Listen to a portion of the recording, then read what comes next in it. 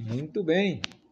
Você está vendo aí na sua tela a capa da nova lição, né, do quarto trimestre de 2022, da lição CPAD, né?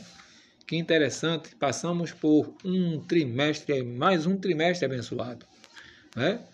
O terceiro trimestre. E agora, entrando na reta final deste ano, estamos com chave de ouro para encerrar com a lição do quarto trimestre de 2022, quando o tema geral é o seguinte: a justiça divina, a preparação do povo de Deus para os últimos dias no livro de Ezequiel.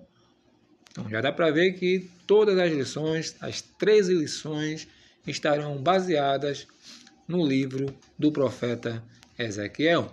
Muito bem, não é verdade? Então vamos ao cardápio. Aí na sua tela está o sumário. O comentarista deste quarto trimestre é o pastor Ezequias Soares. Mais uma vez, este ilustre servo de Deus está à frente aqui como comentarista. Muito bem. A justiça divina, a preparação do povo de Deus para os últimos dias no livro de Ezequiel. Primeira lição, Ezequiel, o atalaia de Deus. Lição 2, vem o fim. Lição número 3, as abominações do templo. Lição 4, quando se vai a glória de Deus. Lição de número 5, contra os falsos profetas. Lição 6, a justiça de Deus. Lição número 7, a responsabilidade é individual. Lição 8, o bom pastor e os pastores infiéis. Lição 9, Gog e Magog, um dia de juízo. Lição 10, a restauração nacional e espiritual de Israel. 11ª lição, a visão do templo e o milênio. 12ª lição, imersos no Espírito nos últimos dias. E a lição 13, a 13ª, o Senhor está ali. Muito bem, aí está o cardápio na tela, né? Interessante. Vamos seguindo no comentário da lição, apenas um panorama da lição. Lição número 1, 2 de outubro de 2022. Ezequiel, o atalaia de Deus. Muito bem, texto áureo. Está escrito lá em 1 Coríntios, capítulo 9, versículo 16. É muito conhecido, porque se anuncio o evangelho, não tenho de que me envergonhar ou me gloriar, né? Pois me imposta essa obrigação, e ai de mim se não anunciar o evangelho. É uma grande responsabilidade sermos atalaias de Deus, né? Muito bem, verdade prática. Além de guardar e cuidar, a missão do atalaia é anunciar tanto o julgamento divino como as boas novas. Então, a mensagem do atalaia não era somente, na verdade, mensagem de juízo, mas também de aviso e também trazer boas novas, não é verdade? Muito bem. Leitura bíblica diária está no livro de segunda a sábado, está na sua tela aí, e você procura durante a semana sempre ler de segunda a sábado temas importantíssimos para o nosso enriquecimento espiritual. Muito bem, muito interessante. O texto áureo, porque se anuncio o evangelho, não tenho de que me envergonhar. Ou me gloriar, só quero dizer envergonhar, mas não tenho de que me gloriar. Embora que alguns se envergonham do evangelho, né? Embora que alguns são a vergonha do evangelho, né? Mas, na verdade, aqui o apóstolo diz, não tenho de que me gloriar. Porque não é você que batiza, não é você que salva.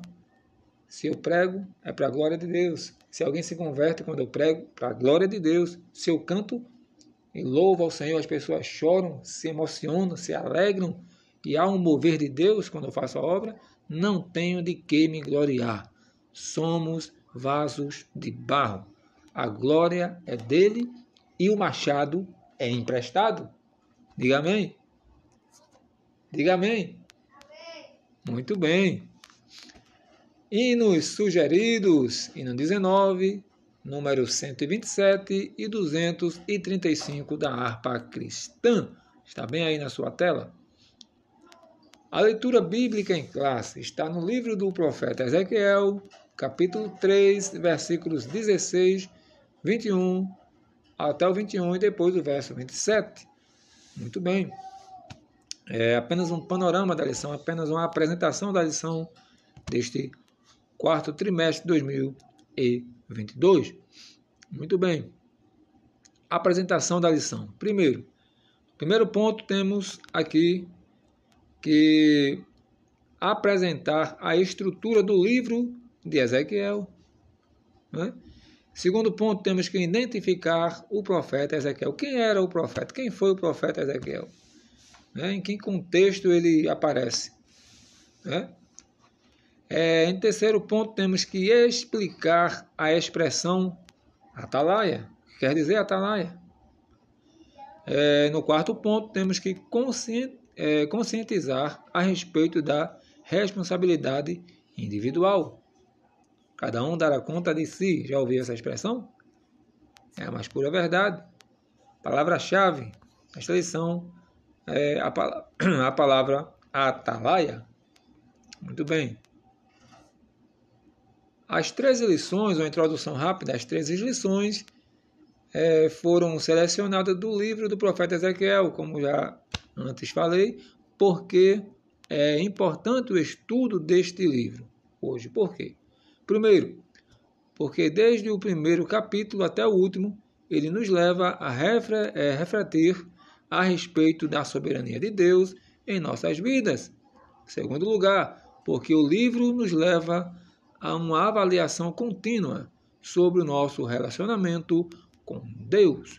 Muito bem, primeiro tópico da lição, primeiro ponto, sobre o livro de Ezequiel. O livro de Ezequiel antecipa, na verdade, a tradição apostólica das Escrituras e pode ser dividido em 3 partes principais. A primeira parte do livro de Ezequiel vai do capítulo 1 até o 24. A segunda parte do livro do profeta Ezequiel vai do capítulo 25 ao capítulo 32. E a terceira parte do livro se divide também no capítulo 33 até o capítulo 48.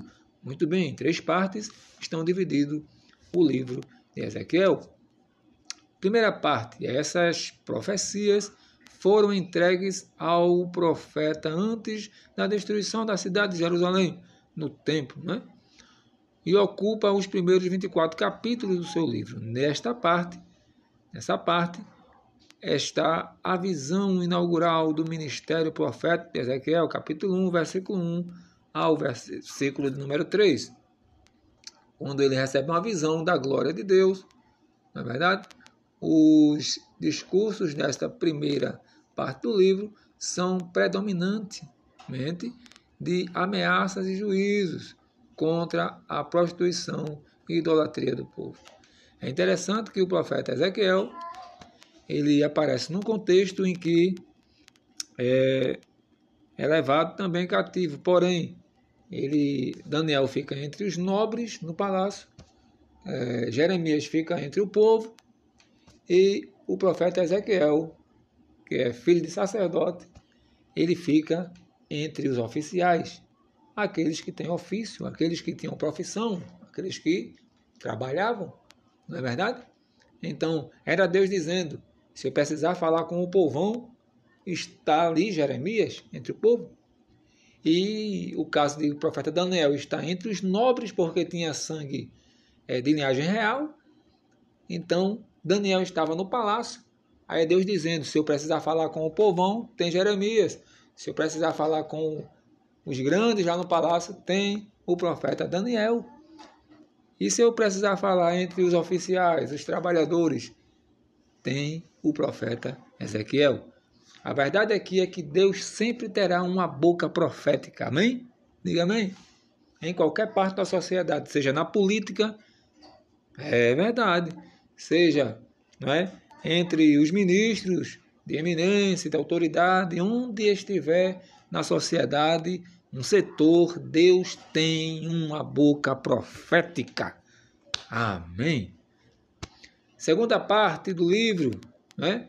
Depois dos pronunciamentos de juízo contra Judá e Israel, os oráculos divinos são direcionados contra as nações vizinhas. Muito bem. Aí é somente um panorama rapidamente. Terceira parte do livro começa com a notícia da queda de Jerusalém. Aí você vai lendo aí na sua casa a lição. É muito interessante. Ampliando o conhecimento, o livro de Ezequiel foi um profeta e também foi sacerdote, que durante o cativeiro na Babilônia viveu entre os exilados judeus. E aí você vai lendo na sua lição. Essa lição é muito boa. Segundo ponto da lição, sobre o profeta. As poucas informações que temos acerca do profeta Ezequiel estão relacionadas no seu livro, né? Estão registradas no seu livro. Ele não é mencionado em nenhum outro livro do Antigo Testamento. É interessante, né? Que alguns profetas são mencionados em outros livros, mas o profeta Ezequiel é somente no livro que leva o seu nome. A sua identidade, seu nome em hebraico, aí você está vendo na sua tela. Se você é bom no hebraico, de hebraico, veja aí. Que quer dizer fortalecido por Deus, ou Deus fortalece, né? Não aparece nos relatos dos reis e das crônicas. O pouco que se sabe a respeito dele é o que está escrito no seu livro. Esses fatos aparecem para ilustrar a situação explícita de seus contemporâneos da Babilônia. Ezequiel 12, verso 4 ao 7. Ele viveu entre os exilados na Babilônia. Iniciou seu ministério ali no cativeiro. Quando completou 30 anos, ele iniciou seu ministério profético, né? Uma similaridade com Jesus, que também iniciou seu ministério com 30 anos. O profeta Jeremias, ele recebe a mensagem, mas só inicia também o seu ministério depois dos 20 anos, 25 anos mais ou menos, porque não era possível exercer um ministério antes dos 30 anos. É por isso que Jesus iniciou o seu ministério com 30 anos. E, similarmente, também o profeta Ezequiel iniciou o seu ministério com 30 anos. Parecido com Jesus, né? Procedência do seu livro, do profeta. Ezequiel era de Jerusalém e pertencia a uma família sacerdotal, né? Seu pai era sacerdote, porém, o projeto de Deus na vida dele, primeiramente foi para ser profeta. Assim como Jeremias, que era de uma família de sacerdote, seu pai Ilquias, sacerdote, mas Jeremias, Deus o chamou e o deu às nações como profeta, né? Então Deus tem os seus caminhos, né? Ele foi levado para a Babilônia na primeira leva dos deportados em 597 antes de Cristo. Quando o rei Nabucodonosor, aí você vai vendo aí e lendo na sua lição. Muito bem. Temos muitas informações sobre o profeta. Sobre o atalaia. Atalaia é uma palavra feminina da origem árabe, né? Que quer dizer lugar alto. A função do atalaia, qual a sua função? É descrita em 2 Samuel, capítulo 18, versículo 24 ao 27, e também em 2 Reis, capítulo número 9, versículo 17 ao 20, que melhor ilustra pela parábola de um militar posto como sentinela. Então, o militar ficava ali, de vigia. Não sei se você já viu na guarita, fica ali, principalmente na questão militar, né, no setor militar, alguém de atalaia, alguém para dar o aviso, né? Essas atividades são empregadas no Antigo Testamento aos profetas de maneira metafórica por causa da responsabilidade da sentinela militar. e do profeta de avisar sobre o perigo. Então, era uma coisa de muita responsabilidade, um grau de responsabilidade tremendo, né? Avisar. Se o atalaia dormisse, cochilasse, deixasse passar, fizesse vista grossa, ia ser punido. O seu povo poderia ser destruído, o inimigo poderia ter êxito no seu ataque, mas o atalaia tinha que fazer o seu serviço direito, né? O fim dos 7 dias. Então aí você vai vendo que no versículo 16, que fala sobre esses 7 dias, o fim de 7 dias deve ser o tempo que ele esperou para recuperar suas forças depois do impacto da visão da glória de Deus. Ezequiel 1, 28. A expressão filho do homem só é chamado de filho do homem, além de Jesus, que propriamente se chama filho do homem, e diz que ele é o filho do homem, o próprio Jesus. Só encontramos na página sagrada o profeta Ezequiel, que é chamado de filho do homem, similar a Jesus, que também é chamado, descrito como filho do homem. É muito interessante. Deus não se dirige ao profeta pelo seu nome, mas como filho do homem, né? E quando fala filho do homem, está tratando da sua natureza humana, né? E também está tratando da natureza humana lá atrás, que vem de Adão também. Jesus também era filho de Deus, mas também ele era tido como filho de Maria, como filho de José, o carpinteiro, né? É interessante. Veja aí, nenhum outro profeta recebe esse título.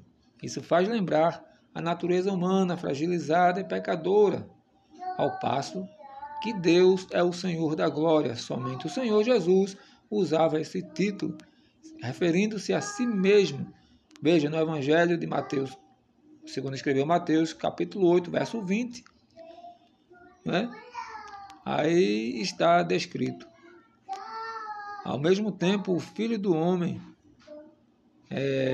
em Romanos, capítulo 1, versículo 1 ao 4, Adão é o cabeça da humanidade pecadora e Jesus é o cabeça da humanidade remida. Muito bem. Quarto ponto. O atalaia, ou atalaia, sobre a casa de Israel. Deus sabia de antemão que os filhos de Israel no exílio continuariam na sua rebeldia. Mas Deus sempre tem uma voz profética, Deus sempre está ali. Aí Deus falava, o povo se arrependia, depois voltava tudinho atrás. Virava as costas para Deus de novo. É interessante. Mas Deus sempre tem uma boca profética. Louvado seja Deus. Já encerrando aqui, o quarto ponto da lição, sobre a responsabilidade. Então, ser um atalaia é ter muita responsabilidade. Não é verdade?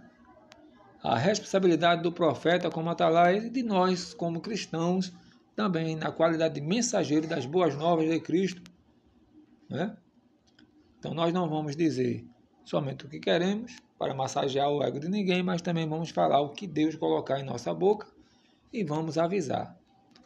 Estamos vendo alguém caindo no abismo, nós somos profetas de Deus nesta nação para livrar os que estão destinados à morte.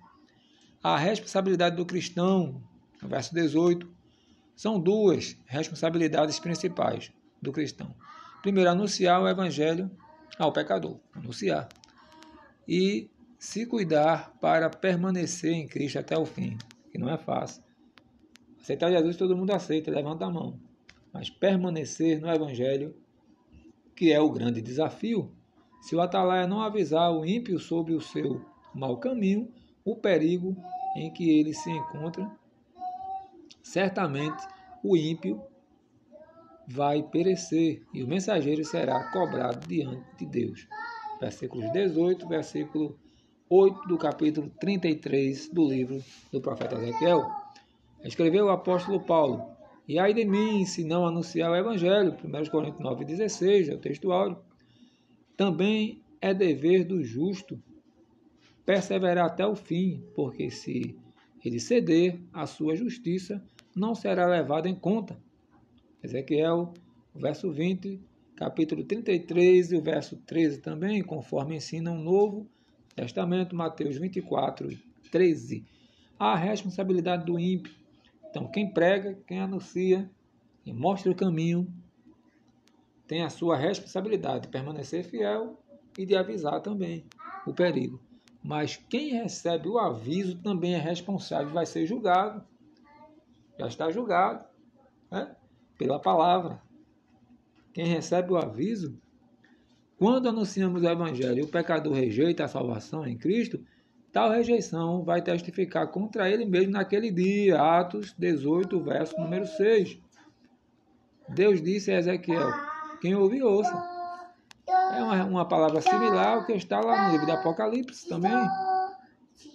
Capítulo 13, versículo 9. Né? Uma fraseologia similar que vem também do profeta Ezequiel, que significa que Deus é a fonte da profecia de Ezequiel e também a fonte da profecia que nós pregamos, do evangelho que nós pregamos, a extensão da nossa responsabilidade. Até que ponto nós somos responsáveis? Né? Quando o justo se desvia, precisa igualmente ser alertado. Esse mesmo princípio na fé cristã significa que temos responsabilidade diante de Deus por aquele irmão, aquela irmã que estão se esfriando na fé. Não espere se desviar, irmão, para ir lá levar a mensagem.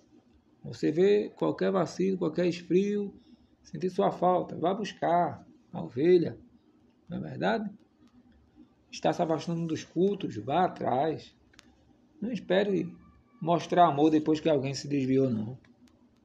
Principalmente na época de isolamento social, isso pode levá-los ao completo desvio, né? Porque ninguém se desvia de uma hora para outra.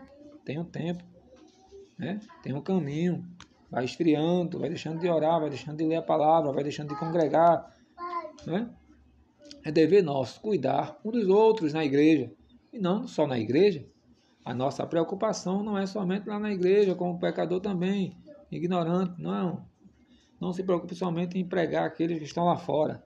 Se preocupe também em ajudar aqueles que estão dentro. Já tem um cantor que há muito tempo canta, muito belo, muito lindo o seu hino que fala do soldado ferido. O soldado ferido está aqui dentro do evangelho. Amém? Pode estar lá fora, mas também pode estar dentro da igreja. A ovelha, a dracma, se perdeu dentro de casa. A ovelha se perdeu lá fora. Mas a dracma se perdeu dentro de casa. Então tem dracma perdida dentro de casa. Né? Tem irmãos que precisam do nosso cuidado. Né? Mas também vamos se preocupar com as ovelhas que estão desgarradas do rebanho. Lucas 15, verso 4 ao 6. Muito bem. Tem a conclusão. Que Deus abençoe a todos nós. Aqui está revisando o conteúdo. Olha a fila. Né? Quando foram entregues as profecias da primeira e da segunda parte do livro? Aí está aí a pergunta e as respostas. Que Deus abençoe a tua casa, a tua vida, em nome de Jesus. Amém.